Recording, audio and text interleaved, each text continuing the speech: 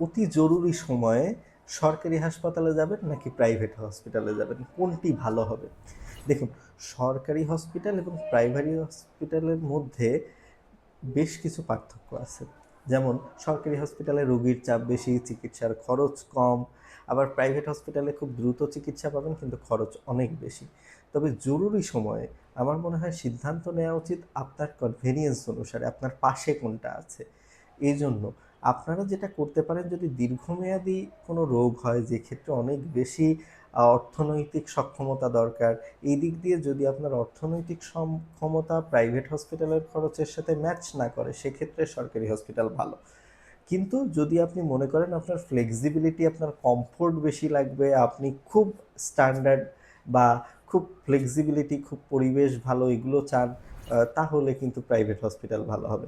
এখন কোন হসপিটালের মান কেমন এটা কিন্তু নিশ্চিত করে বলা কঠিন। এই জন্য আপনি আগে থেকেই খোঁজখবর নিয়ে আপনার আশেপাশে থাকা সরকারি হসপিটাল বা মানসম্পন্ন প্রাইভেট হসপিটাল নিয়ে খোঁজ নিয়ে রাখবেন, যেন বিপদে আপনি এই জায়গাগুলোতে যেতে পারেন। ওকে, ভালো থাকবেন সবাই।